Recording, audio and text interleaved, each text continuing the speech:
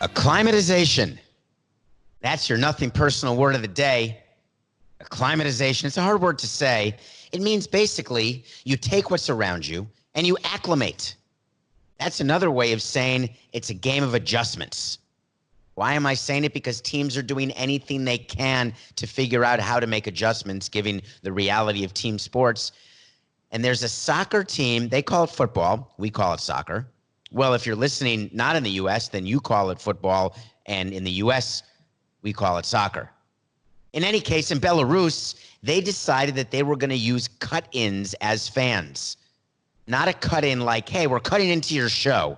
They were actually going to cut out a fan, then they cut out of the fan in the stands with a picture of the face of the fan, which had been emailed in with a virtual ticket purchased and a donation made to charity. You got that? That means that to have fans in the stands, they took cutouts and they pasted on the faces of fans who are willing in Belarus to buy a ticket and donate it to charity. And that's not even the best one. The best one is happening in Taiwan with the Rakuten monkeys of the Taiwanese Baseball League. They are using actual robot mannequins as fans. Actual robots. I'm not sure how that works. Are the robots programmed to cheer only for the home team? Do they cheer for the best players? Do they know how to cheer when someone legs out a triple? What about an amazing play at the plate? I just don't know. I think it's fascinating. Does it make the players feel better? Do the robots have to wear masks?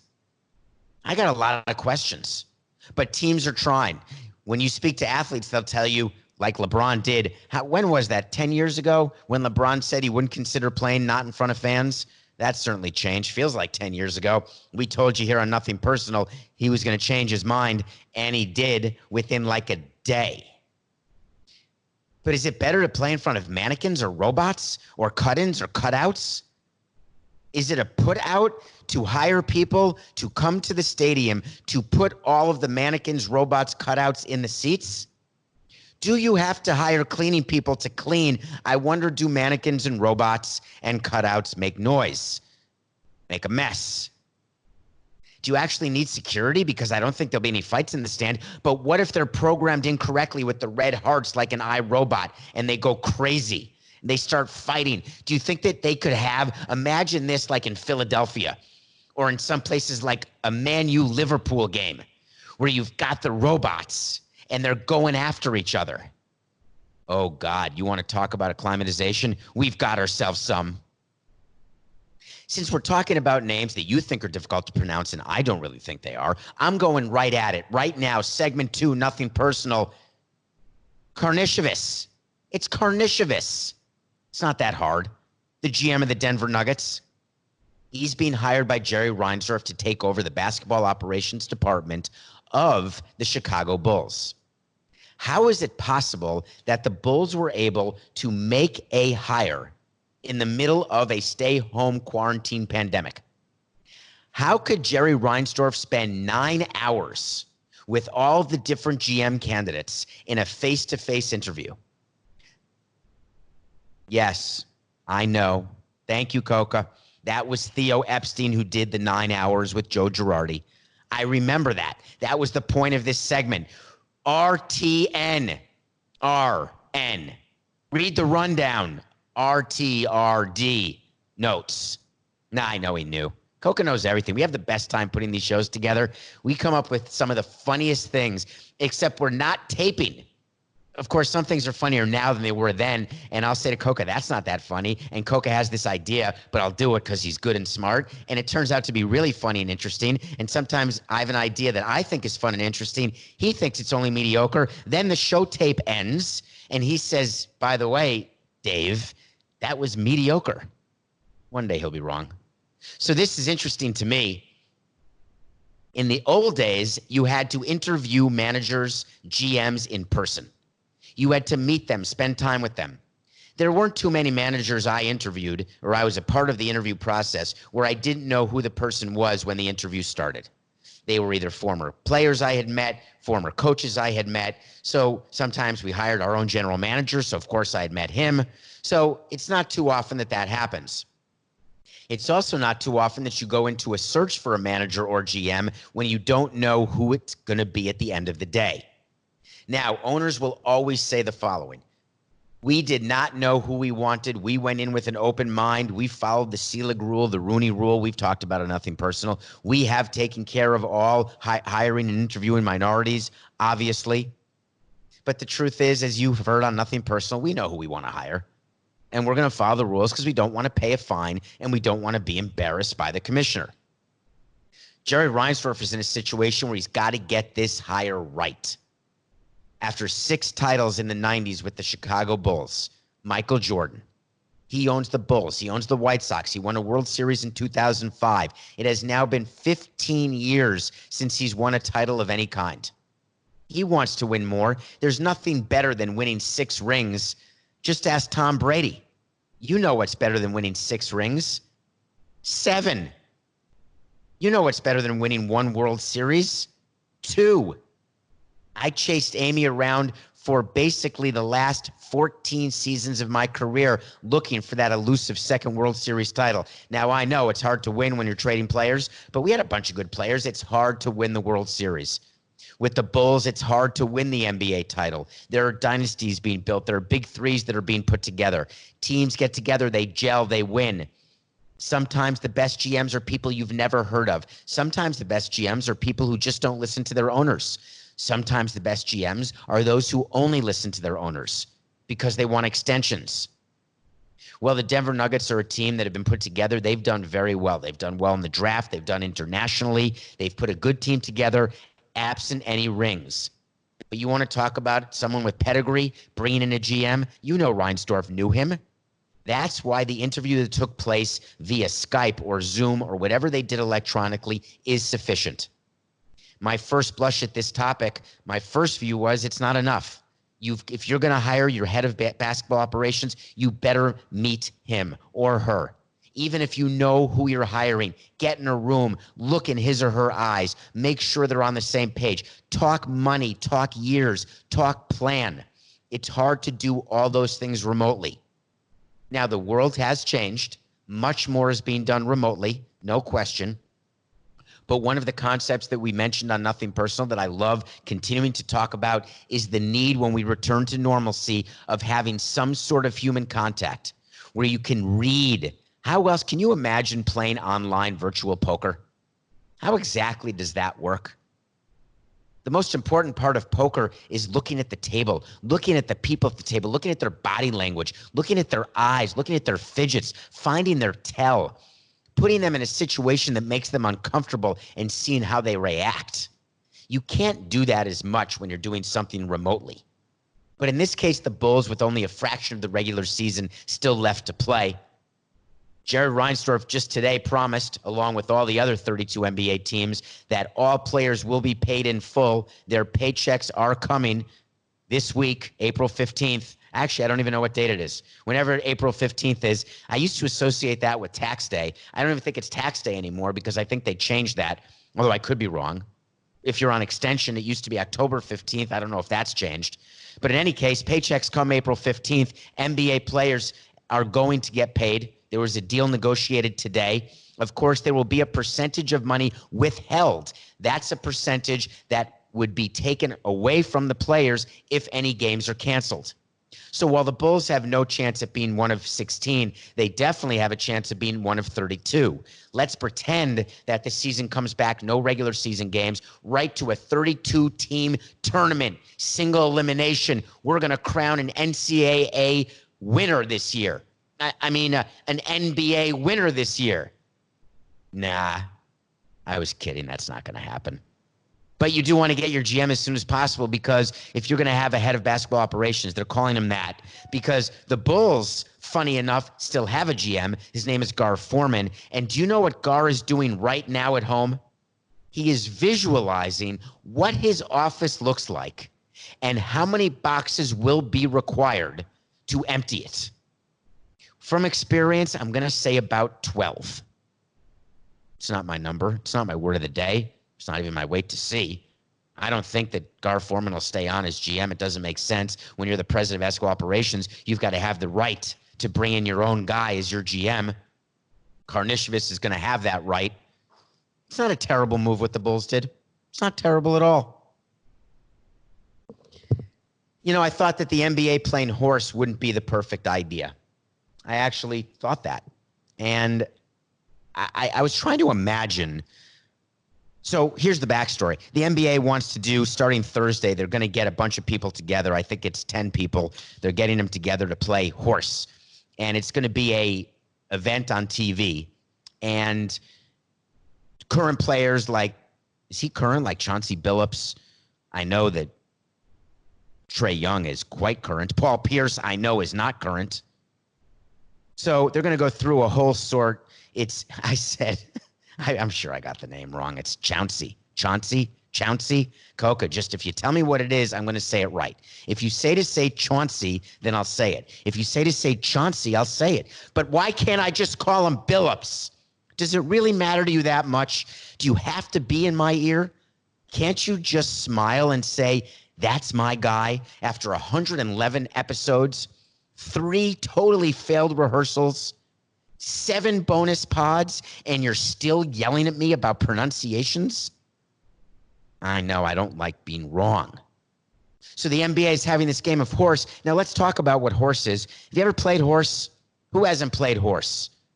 That's when you take a shot, then if you make it, the other person who comes after you has to take the exact same shot. And if they don't make it, then they've got H. The first one who gets HORSE loses. So the goal is to never miss a shot that someone else makes. How's that going to work? Well, there can't be dunking because Paul Pierce is playing. And Paul Pierce, I love you, Paul. You're watching. I know you are. We've had some fun together. But you know very well that you're not dunking anymore. But what you could do is you could beat all these young guys because I bet you practice playing when you're sitting in your chair. I bet you could go right hand, left hand. You could do all sorts of things, all sorts of trick shots. But how is the horse going to exactly work? Are they going to get sponsorships? So TV revenue, corporate sponsorships, there's all sorts of commercials. I hope you've been watching. Everyone's got new commercials they're filming on being nice and being alone together and be nice to people at the grocery store and thanking, which we don't do enough, all of the first responders, all of the people who are delivering food, part of the supply chain, people working in grocery stores, your delivery man or woman, the people taking you your takeout food, the people getting you your food that you're getting at the grocery store, the people in hospitals, the list goes on. Not everyone has the honor and the privilege and the ease of staying home and staying quarantined. They're literally putting their lives at risk. So I think you're going to get sponsors because people are literally craving live content. But how's it going to work? So everyone's saying that in horse, they're all going to be separated, obviously, because there's social distancing and quarantining. So all you need is sort of a cameraman, and it's an outdoor court, indoor court. What happens if some of the people playing don't have the size court of a regulation court? How's Trey Young going to take half-court shots, which he's so good at making, if not everybody has the ability to take a half-court shot? What if it looks like a half-court shot, but the dimensions are actually different? You know what? I agree with you. I agree. Who cares? Just show me some athletes doing something other than eating, TikToking, and doing the change of dress thing that A-Rod and J-Lo did and Jason Taylor and his fiancée did yesterday. I get the sort of TikTok where you're wearing your clothes, then it was someone wearing their clothes, and I'm not being gender neutral on purpose after yesterday's show. I'm just being grammatically incorrect. So you've got people switching clothes in the middle. It's fine. Show me some horse. I got some predictions about that. It's going to be interesting to me. My prediction is this. The winning shot, the hardest thing in horse for me when I used to play all the time, people who've got hands which are big enough to hold the ball in each hand and have the ability to shoot 2 shots simultaneously, which both go in. Lefty, righty, from the dotted line in front of the free throw line. Lefty, righty. Simultaneous both go in. That's the winning horse shot, or at least that's going to get you a letter. I love that basketball's back with a little horse. It's going to be fun. I think we got the quarterfinals Thursday. Wait, isn't that today? I actually have no idea what today is. I think the quarterfinals are on a Thursday, which could be today, or it starts only on Sunday, and they'll do the semifinals and the finals on Sunday, or maybe they'll do the quarterfinals and the semis a different day. There's really no way to know exactly what the plan is, because in order to know it, you'd have to be reading something that's prepared. And there's no way to read something that's prepared about horse because it simply just happened. So trust me, it's something. We'll let you know. I think it starts Sunday. Wow, I got a great quote for you. This is actually a funny one. It makes sense to me. Dave Roberts is the manager of the Los Angeles Dodgers. The Los Angeles Dodgers are a team that is being hurt the most by this baseball shutdown. The Dodgers traded for Mookie Betts, as you may recall, this offseason from the Red Sox. They signed him to a one-year deal, settling what could have been an arbitration case for $27 million. Mookie Betts is a one-year player for the Dodgers, then becomes a free agent. No matter how many games are played this year, he will be a free agent when the last game of the World Series is played. If there's no World Series, he's still going to become a free agent under the agreement between MLB and the Players Association. So people are interviewing. See, there's a lot of content, like on CBS Sports HQ. People are watching because they're home and they want to watch sports and they want to know what's going on. People on podcasts, if you're listening to this on Apple, I appreciate it. Some people, they say that podcast listening is down. Do you find yourself listening to fewer podcasts because you don't have the commute time, let's say? You don't have the time outside when you've got the headphones in? Well, I'm happy to say it, nothing personal. I'm not seeing that. Maybe we're being interesting and funny to you. Maybe Coca's wrong and we're actually entertaining and teaching and educating. I appreciate that you download, subscribe, but don't forget, please tell a friend. Just because we're doing well doesn't mean I don't want to do better, because the better we do, the more I'm guaranteed to have Coca in my life. I got to get me more Coca. Tell a friend. So Dave Roberts, excuse me while I do this. Watch this. It's going to get super quiet because I have a button I can press on my trusty system. Watch this. I bet you didn't hear that. But if you're watching this on YouTube, I bet you could have seen that. Although I don't know if you can see noise. I don't know. I'm going to ask a physicist that if I have time. So Mookie Betts is a Dodger. He gets traded. He goes to spring training, puts on the uniform, meets the media. Everyone's all excited. They play a bunch of spring training games. He plays a couple of them. He gets a few at-bats. He's in the clubhouse doing some drills. Then he leaves early. He's there for, let's say he reported mid-February, February 18th, let's just say. And let's say baseball shut down March 18th. Let's just say. Those dates are absolutely wrong. But frankly, you don't need to know the exact dates to understand the point of my story. He's barely been a Dodger. But during this time where we're all trying to fill content, not me, but other people, Dave Roberts, other managers, a lot of people are being interviewed because we're trying to get them to say something that's interesting. I don't have guests or callers on the show because I'm going right at you for 45 straight. But there's many shows where you got to bring guys on, and I have absolutely such a feeling of respect for people who are filling time for me to be entertained and for you. So Dave Roberts gets interviewed, and in the interview, he's asked about Mookie Betts, and here's what he said. Coca, let's go to the sound on tape. It's called a SOT on the rundown. Let's go to the SOT. Coca, do you have it? Hello? Nothing. No sound on tape. I'm getting this and I'm giving it to you live as this is happening. There's no sound on tape because of the way in which we are continuing to provide content to the audience. Do you mean audience? To the listeners? So you're going to have to explain exactly what happened during this interview by yourself. Okay. All right, whatever. I'm happy to do it.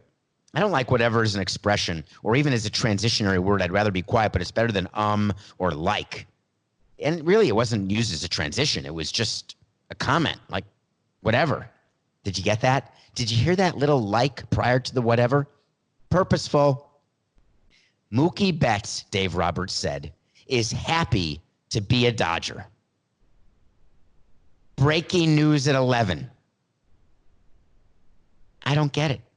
Do you find that to be interesting content? If you're a Dodger fan and you're watching this from Los Angeles, are you thinking that that means you have a better chance of re-signing him because he likes LA and likes being a Dodger, or that he felt at home in the clubhouse, so much at home that he gave a speech that was then sort of criticized by one of his teammates, Joe Kelly? Do you think that Mookie Betts wouldn't sign a long-term deal in Boston because the offer wasn't high enough, but now that he's been in Boston for about a day and a half, he's ready to sign a long-term deal without testing free agency? Do you think Mookie Betts was kidding around when he said he can't wait for free agency? Oh, I know what you're saying. Revenues are way down. Who knows what players are going to get? Maybe he's going to have to settle for a smaller deal. Well, that proves even more that what his plan is to shop himself 30 ways. Now, before you say anything, and I can hear it coming at David P. Samson on Twitter, I can hear it getting into my DMs. Do you not read Forbes magazine? Do you not see the valuations of these teams? The Dodgers are worth $3.4 billion. How could you not sign Mookie Betts? The Red Sox, they increased their value by % to 3.3 billion. So if the Red Sox sold today, they would get $3.3 billion. Do you know what we did as team presidents with the Forbes valuations? We would give them to our local grocery store, and we would let them be used on the paper shelf to replace the goods that have been hoarded by everyone during the pandemic. Yes, you may need a little A&D ointment when you're done, but those valuations that are written in that magazine or put online can be used to make yourself slightly cleaner than you would have been had you used sandpaper. Why do I say it? Because I know exactly what baseball teams are worth, what somebody's willing to pay. They've got the Marlins at $980 million, 30th out of 30, the only team below $1 billion. That's not what they're worth. They're worth $1.2 billion. That's what they sold for. The Kansas City Royals are worth $1.025 billion. No, they're worth $1 billion. That's what they were sold for. But what these numbers also don't mean that these teams have cash ready to sign players to take on payrolls higher than they can afford on an annual basis, and to have payrolls high enough that they will have to pay a luxury tax or butt up against the competitive balance tax threshold. So when you read a valuation or you read how rich certain owners are or how much teams are worth, please don't fall into the trap of thinking that means they can automatically pay players anything. Is Mookie Betts happy as a Dodger? Who cares?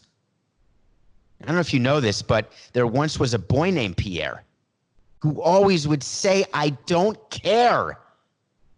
Read his story, my friend, for you'll find at the end that a suitable moral lies there. I miss you, Maurice Sendak. So you want to talk to Samson. This was an interesting one given where we are, and that's why I chose it. So you want to talk to Samson, half-baked? People want to talk to Samson. I'm Samson. Follow me at Twitter, David P. Samson. Tell people, because I try to answer DMs, and it's sort of fun. Someone asked, do you watch old Marlins games during quarantine from when you were president? It never even occurred to me that someone would ask that question.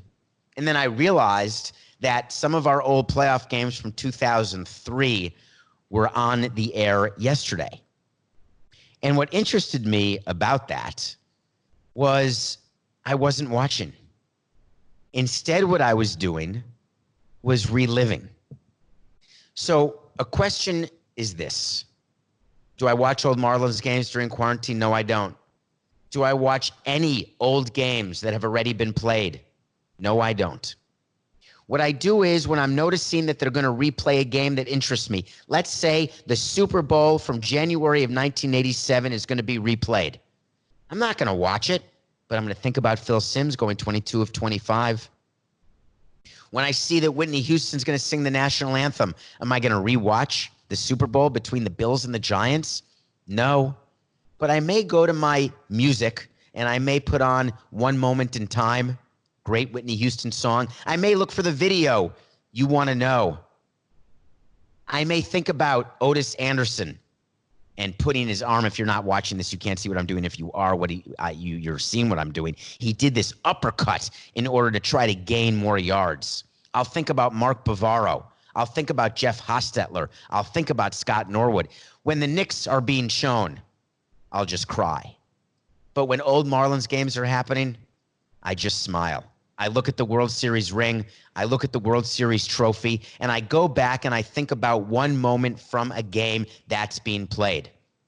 So when Game 3 is being shown of the division series against the Giants, where Pudge hits a 2-run walk-off single in the bottom of the 11th, I think about what it was like in the clubhouse after that game.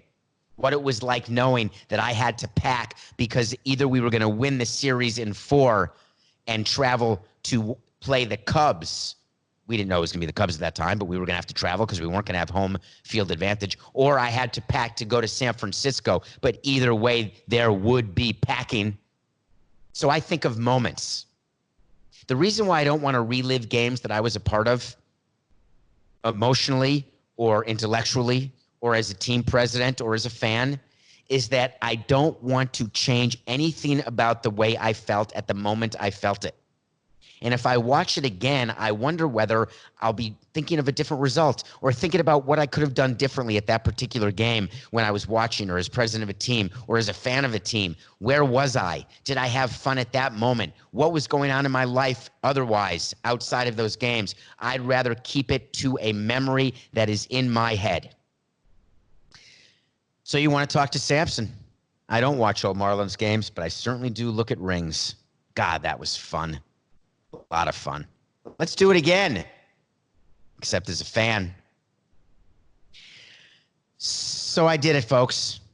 I'm trying to take advantage of quarantine. Is anyone else doing this? I am trying not to repeat movies that I've seen. I'm trying not to rewatch shows that I've previously watched or binged. Occasionally, I will give myself a moment, like I'm starting to rewatch West Wing. So I'll give myself maybe an hour to watch one episode or 40 minutes, whatever it takes. God, that's a great series. But I'm trying to take the opportunity now to watch some things that I've never seen that people look at me strangely and say, you find yourself to be a cinephile? You watch a movie a day and you've never seen Citizen Kane? Yeah, I've never seen Citizen Kane until yesterday.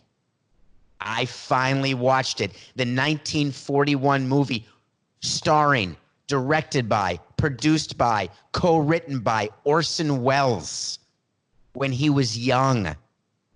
Orson Welles, I had no idea. To me, Orson Welles is sort of the portly guy with the big beard, like my beard's going to look like eventually, sort of gray, sort of not, more salt than pepper. That was Orson Welles. I had known he had been in this movie called Citizen Kane. I had known that it had been nominated for all sorts of Oscars and actually won Best Screenplay Oscar. I had known that it was just one of those movies that you've got to see, but I'd never done it. It's an hour and 59 minutes of black and white brilliance. I couldn't believe it. It's the story about, I had no idea what it was about. You don't either need to know, but I'm going to tell you. It's about a boy. Not starring Hugh Grant. This boy is basically going to be an heir. He's going to be rich. He's going to be one of the pre-industrialist richest people, and he ends up owning a newspaper, running a newspaper, and this is the story of his life. It's a story about money. It's the story about ego. It's the story about passion. It's the story about insanity. It is a fascinating story that is filmed in the most interesting way. Orson Welles had to make a movie. There weren't special effects teams. The entire credit portion of the movie is 45 seconds. The Avengers credits take 12 minutes. But Orson Welles found a way to direct, produce, write, and star in this movie. The relationship between Orson Welles and his second wife, the relationship between Orson Welles and the people with whom he works, the relationship between Orson Welles, who plays Charles Kane. That's what Citizen Kane is. Kane is his name. I didn't even know that. If you have an hour and 59 minutes, do it. Watch it. It's totally worth it. But then don't do what I did. I made one teeny tiny mistake. I went online and I wanted to read about all the actors in it because there's a little boy who appears in the beginning as a young Charles Kane, and I thought there may be a chance that he'd be alive because that was done 79 years ago. Let's say he had been 10 years old when he filmed the movie. 89. There's a chance.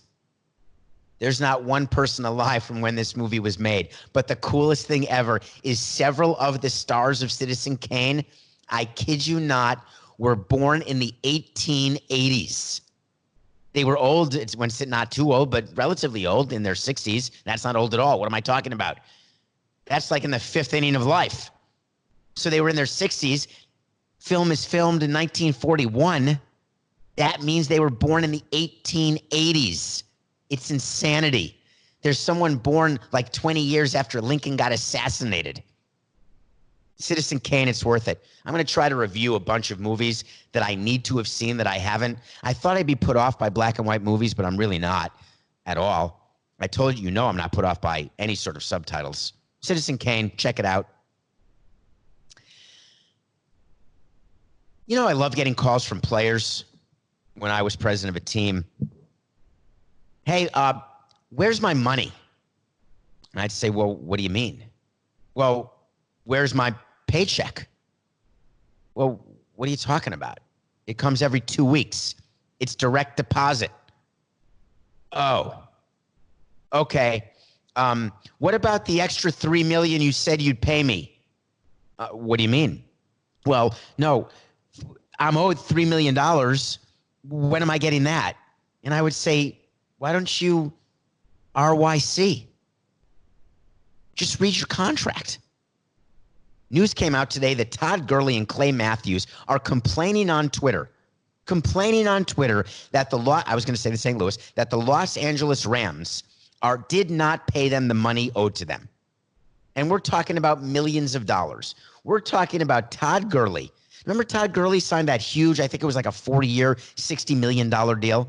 That huge deal that after 2 years, the Rams had to release him in order to save some money and spread out some of the cap hit they're going to take because now they're paying their quarterback Goff an ungodly sum, and frankly, they're not nearly as good. They had lightning in a bottle, and they tried to capture that lightning, enlarge the bottle, and make it last over a number of years.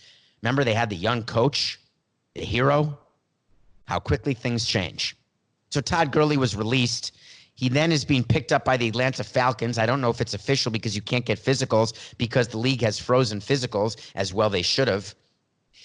So a payment was due by Todd Gurley, and he goes to Twitter, and he says, hey, LA Rams, where's my money?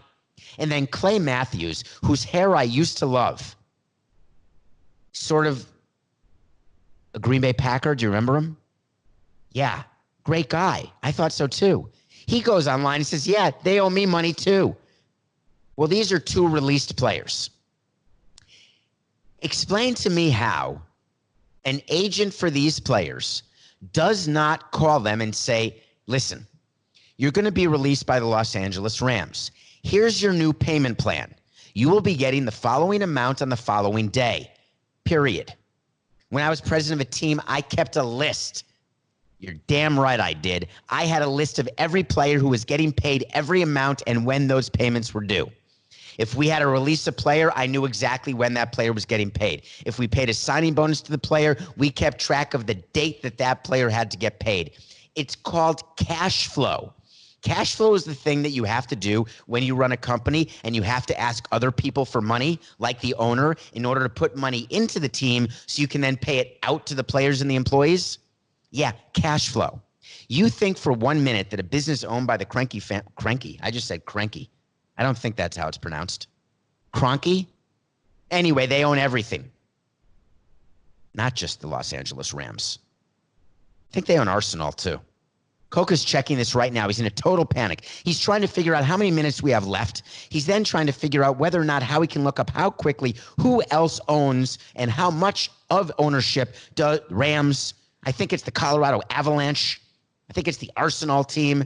The point is, this guy's not missing paychecks. There's no liquidity issue. Let's say he's worth $10 billion according to Forbes. That's a joke. You know, if you haven't listened to anything beforehand in this show, then you'll very well know that I actually mentioned Forbes earlier. Anyway, yeah, he owns the Denver Nuggets, the Rams, the Rapids, the Avalanche, the Los Angeles Gladiators. This has been a cut and paste job on my thing right here. Chairman and CEO of, you didn't tell me how to pronounce it though. Is it Cranky? I got Arsenal right. In any case, Todd Gurley and Clay Matthews, here's a little secret for you. They didn't miss paying you. They don't owe you the money. And when they do owe it to you, you're going to get it on the exact last second of the last day that it's owed to you. Do you think for a minute they want to be in violation of your contract? Do you think for 1 minute they want to bother with you guys anymore? They were so happy to be done with you. I know what it's like when you owe money to players who are not on your team anymore. Trust me, I do know that. And I know that I don't want to think about those things, but I know I have to. And I know that I want to make sure I have to think about them as little as possible. And the way to do it as little as possible, don't miss deadlines. The Rams didn't miss any deadlines. And Gurley, call your agent. Don't go on Twitter. And Clay Matthews, don't retweet that crap. Call your agent. Find out when you're going to get paid. You think that's a really good look for you and your new team? You think Arthur Blank, the owner of your new team, the Falcons, wants to see you calling out another team? No. How many minutes do I have left? I got to talk about the beer challenge. ML Beer Challenge. By the way, that was a non-so-subtle call-out because what's happening now that we're doing this, the home studio, is that we have a way of communicating that's slightly different. There's a little bit in the ear. There's a little bit on the iPad. And I can't remember. I thought that right now we're currently in minute 37 of the show. So that would mean that I'd have around 8 minutes to go. And I've got a few more things I want to cover. And I got to make sure I get to the beard challenge. But sometimes Coca just goes silent. It's like he gets distracted trying to find out what Stan owns. So the beard challenge, this is day 25. I did a interview on CBS Sports HQ today with Rip Hamilton. Rip Hamilton is growing a beard as well. Rip Hamilton, we were talking about the NBA horse competition, and he's growing a beard. He's got zero gray under his chin. I accused him of something, and I want to publicly apologize. I'll admit it when I'm wrong. I was positive that you were using black Sharpie not just to sign autographs and sell them, but that you were coloring in your chin. You had to have been. How would you have zero gray hair on your chin and a full beard? And I'm sitting here looking like Saint Nick. Can I make a Christmas joke on Passover? Of course I can. I'm an all-inclusive guy eating gefilte fish. You know what gefilte fish is, folks? It's amazing. It's a fish, and it's called gefilte fish. Now, the way they swim gefilte fish is very bizarre. They swim in cans. Strange. You can't catch them with a worm. It has to be an opener. But you add a little horseradish, and I got to tell you, it's delish. So the beer challenge is day 25. We're giving away $1,000 to every team. Today is the day for the Seattle Mariners. Yeah, we're going A through W. Seattle Mariners are a team based in Seattle. Does that help you? Is that a value added today on Nothing Personal? Seattle Mariners are a team. They've been around since the 60s, 70s. No World Series. Had one of the greatest players of all time. They had a team that you would not believe back in the day. Alex Rodriguez used to be a Mariner. Randy Johnson, Ken Griffey, Jay Buhner, Ichiro. And they just never were able to win a World Series. My favorite story about the Mariners is that they're in a position now when they have hired a general manager and they're making a bunch of trades. and they found a way to take complete advantage of the New York Mets and Brodie Van Wagenen. Brodie Van Wagenen is the GM of the Mets, and he's the one who's the former agent. And I've questioned on CBS Sports HQ and certainly on Nothing Personal, how is it that Brodie Van Wagenen traded with the Mariners for Robinson Cano and Edwin Diaz and gave away top prospects who are going to be a huge part of the Mariners team for the next 5 to 10 years. And what Jerry Dipoto did, it was brilliant. He took complete advantage of a newbie and knew that newbie needed to make a huge splash and found a way to get rid of the Robinson Cano contract, which was that 10-year contract. Remember when Robinson Cano left the Yankees? Remember when he signed with Seattle and all of us said, how could he go to Seattle? Why would you want to go to an outpost in the Pacific time zone? By the way, Seattle's gorgeous. Why would you want to be so far away from the East Coast? Why would you want to be away from the Yankees, the most successful franchise ever? And I said to you, because it's money, obviously he got the biggest deal ever, which has been one of the worst contracts ever signed, certainly in the top 10. And he found a way to move it. Seattle Mariners are building their team. They're trying. I got a chance to see them over in Asia, Tokyo. They opened the season last year. And I want to tell a quick story about what happened in Asia, in Tokyo, which was Ichiro's final game. Dee Gordon is on that team. He's a guy who was with us. I've told stories about him. And Dee Gordon was moved to Seattle and is playing for the Mariners. Dee Gordon was there, and there were a bunch of people from MLB, a bunch of VIP guests. It was an amazing experience to be there with Seattle, with the Mariners for Ichiro's final regular season game. It was last March, a year ago, and maybe a year ago, just over a year ago now. And what I noticed was something fascinating. And I'd seen it happen with the Marlins only one time, and it was with the same guy, and I should have known. Seattle players wanted pictures with Ichiro. They wanted to record the moment of his final game. They were being fans, and they were allowed to be fans even though it was a game that counted. The experience I had with that is after Ichiro's 3,000th game, when we did a 3,000th hit in Colorado. We had a celebration in the clubhouse, and players were taking turns, taking pictures, getting autographs, and Ichiro was so great about signing all of them. But not often do you have a chance as a teammate to play with someone who you know, be in the same clubhouse as someone who is such a star. And Seattle let it happen during the course of a game, during a regular season game. They gave the players time to give a full appreciation. And during the off-field events, when players could have been resting or getting acclimated to the time zone, the Mariners front office knew enough. They knew enough to let people properly honor Ichiro, especially players. Of course, you remember the Mariners, I think, split those games. They may have won both, actually. It actually didn't end up mattering, which shows you that the first few games of a season, if you play 162, really don't matter. In any case. Okay, wait to see.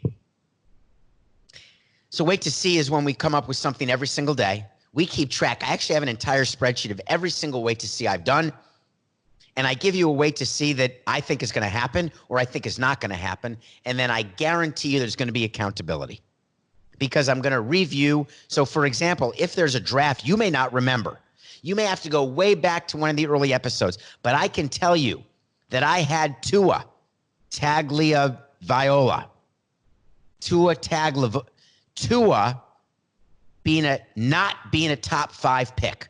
I did that as a wait to see so long ago.